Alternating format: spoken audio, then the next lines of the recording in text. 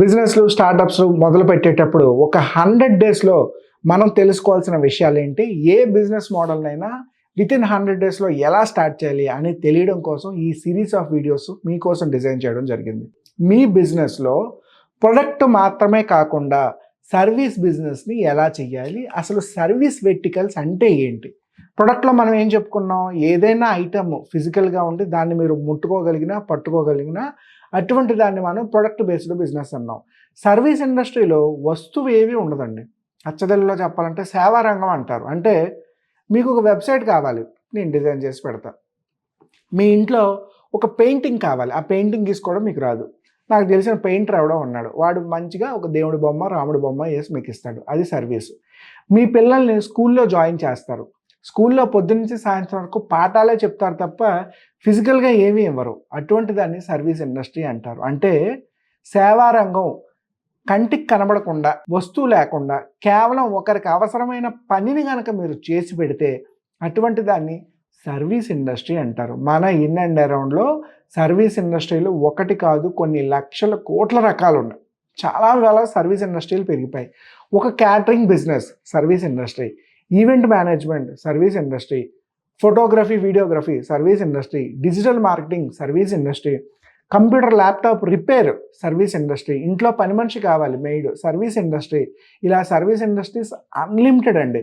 మీ పని మీరు చేసుకోలేక దానికి డబ్బులు పే చేయడానికి వేరే మనిషిని కనుక అపాయింట్మెంట్ చేసుకుంటే, లేదు ఆ పని మీకు రాదు, అన్ని పనులు మనకు రావాలని ఉంది, ఆ పని మీకు రాదు, దానికోసం డబ్బులు ఇచ్చి వేరే మనిషికో కంపెనీకో బిజినెస్కో ఆ సర్వీస్ని కనుక ఇస్తే మనం అటువంటి వాటన్నిటినీ కూడా ఇలా సేవా రంగం కింద కన్సిడర్ చేయొచ్చు. అయితే ప్రొడక్షన్ కన్నా సర్వీస్కి ఉన్న అడ్వాంటేజెస్ ఏంటి? ప్రొడక్షన్లో మనం ఏం మాట్లాడుకున్నాం, ఏదైనా ఐటెం తయారు చేయాలి అంటే ప్రతిసారి దాని మీద పెట్టుబడి పెట్టాలి. ఒక రూపాయి పెన్న తయారు చేయాలంటే ప్రతిసారి పావలావో రూ.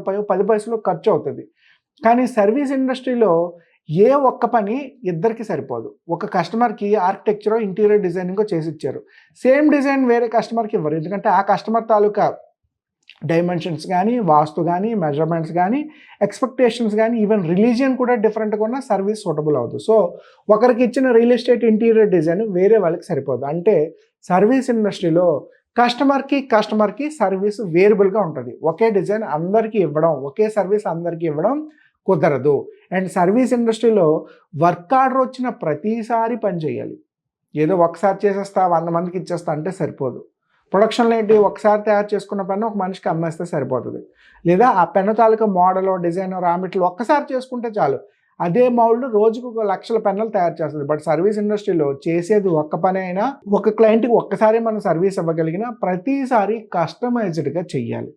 ఇది సర్వీస్ ఇండస్ట్రీలో ఉన్న ఒక అడ్వాంటేజ్. మూడోది ఏంటి అంటే మ్యానుఫ్యాక్చరింగ్ యూనిట్స్, ప్రొడక్షన్ యూనిట్ పెట్టాలంటే చాలా ఖర్చు అవసరం.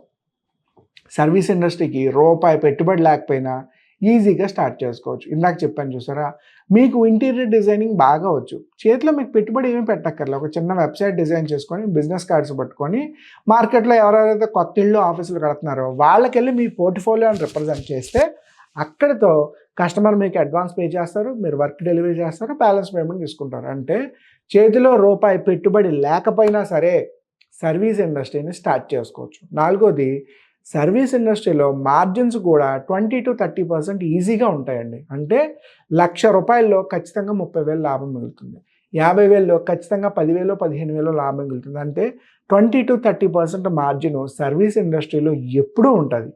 కానీ రోజుకి 10 లక్షల ప్రొడక్ట్స్ తయారు చేసినట్టు రోజుకి 10 లక్షల మందికి మీరు సర్వీస్ ఇవ్వలేరు. ఇది మాత్రం గుర్తుపెట్టుకోండి. సర్వీస్ ఇండస్ట్రీలో చాలా కాంప్లికేషన్స్ ఉంటాయి అండ్ చాలా జాగ్రత్తగా ఒక వర్క్ని ఎగ్జిక్యూట్ చేయాలి అండ్ చాలా ప్రికాషన్స్ తీసుకోవాలి. అండ్ ఎట్ ఏ టైం ఎక్కువ టర్న్ ఓవర్ జరగదు. మార్జిన్ బాగానే ఉన్నా టర్న్ ఓవర్ మాత్రం చాలా లిమిటెడ్గా జరుగుతుంది. ఒక ఈవెంట్ మేనేజ్మెంట్ కంపెనీ అనుకోండి, రోజుకి 5 ఈవెంట్లు ఎగ్జిక్యూట్ చేయగలరా? 5 ఈవెంట్లు ఎగ్జిక్యూట్ చేయాలంటే మీ దగ్గర ఎంత స్టాఫ్ ఉండాలి? So majority of the people ఏం చేస్తారు, hardly per day 1 or 2 events మాత్రమే టేకప్ చేస్తారు. బట్ ఇదంతా తీసుకుంటే 365 డేస్ ఈవెంట్ మేనేజ్మెంట్ ఉంటుందా? ఓన్లీ మ్యారేజెస్ సీజన్ అప్పుడు ఉంటుంది, మిగిలినవన్నీ బర్త్డే పార్టీలు, చిన్న చిన్న కార్పొరేట్ ఈవెంట్స్, ఏమైనా గెట్ టుగెదర్స్, గ్యాదరింగ్స్ ఇటువంటివి మాత్రమే జరుగుతాయి. అంటే సర్వీస్ ఇండస్ట్రీకి ప్రతిరోజు బిజినెస్ వస్తుందని గ్యారంటీ లేదు.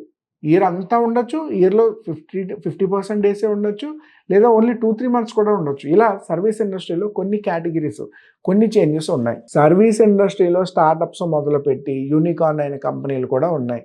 ఇండియాలో 2 మేజర్ కంపెనీలు, వీళ్ళిద్దరూ కూడా live space and home line అని ఇంటీరియర్ డిజైనింగ్ కంపెనీలు. వీళ్ళ 2 కూడా సర్వీస్ మోడల్సే. చాలామంది అంటారు మనది సర్వీస్ అండి, మనం స్టార్టప్‌లోకి ఎలా వస్తామని. కానీ ఈ కంపెనీలు స్టార్ట్ చేసిన 2-3 ఇయర్స్‌లోనే 8,000 కోట్ల రూపాయల టర్నోవర్ జనరేట్ చేశాయి. అంటే వీళ్ళు ఇచ్చిన ఆపర్చునిటీ ఏంటి?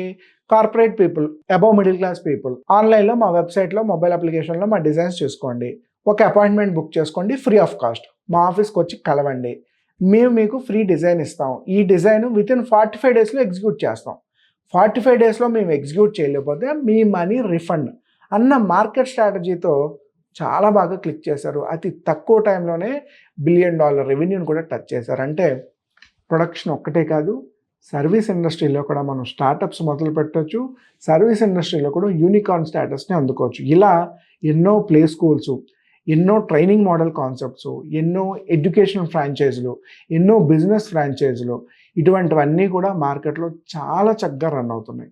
అంటే సర్వీస్ ఇండస్ట్రీ పెట్టుబడి తక్కువ లేదా అసలు ఏమి ఉండకపోవచ్చు, లిమిటెడ్ క్లయింట్స్ ఉంటారు, మార్జిన్స్ బాగుంటాయి, టర్న్ ఓవర్ తక్కువ ఉన్న మార్జిన్ ఎక్కువ ఉంటుంది. ఒకవేళ మీకు ఎక్స్పాన్షన్ ఆపర్చునిటీ ఉంటే అందులో కూడా అన్లిమిటెడ్ గ్రోత్ ఉంది. అయితే సర్వీసు కస్టమర్కి వేరుబల్గా ఉంటుంది. ఒకే కస్టమర్కి ఇచ్చే సర్వీసు వేరే కస్టమర్కి పనిచేయదు.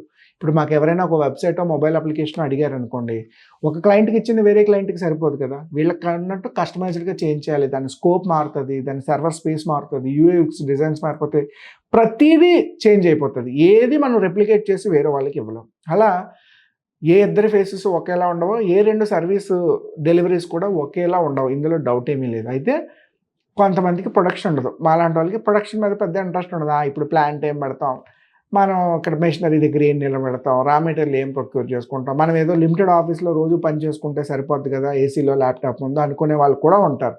అటువంటి వాళ్ళకి సర్వీస్ ఇండస్ట్రీ సూటబుల్గా ఉంటుంది. ఈ సర్వీస్ ఇండస్ట్రీలో బెస్ట్ ఎగ్జాంపుల్స్ ఏంటంటే ఐటీ కంపెనీలు, సాఫ్ట్వేర్ కంపెనీలు, డిజిటల్ మార్కెటింగ్, అడ్వర్టైజ్మెంట్ కంపెనీలు, interior designs, civil architecture works, training models, hospitality industry, serving industry, ఇవన్నీ కూడా సర్వీస్ ఇండస్ట్రీలో అల్టిమేట్గా ఉంటాయండి. చాలా బాగుంటాయి, గ్రోయింగ్ ఇండస్ట్రీస్. ఒకవేళ మీరు సర్వీస్ ఇండస్ట్రీలో సంబంధించిన బిజినెస్ లేదా స్టార్టప్ మొదలు పెడదాం అనుకుంటే ఈ వీడియో అయిపోయిన తర్వాత అసలు మీకు తెలిసిన సర్వీసెస్ ఏంటో ఒకసారి లిస్ట్ అవుట్ చేసి, కేటగరైజ్ చేసి, అందులో ఏ బిజినెస్ మోడల్స్ ఉన్నాయో ఐడెంటిఫై చేసి, మీకు దగ్గరగా ఏదైనా బిజినెస్ ఉందేమో చూసుకోండి. ఒకవేళ స్టిల్ ఇంకా ఏమైనా డౌట్ ఉంటే హ్యాపీగా మమ్మల్ని కాంటాక్ట్ చేయండి. మీకు కావాల్సిన బిజినెస్ సపోర్ట్ అంతా కూడా మేము ఎగ్జిక్యూట్ చేస్తాం.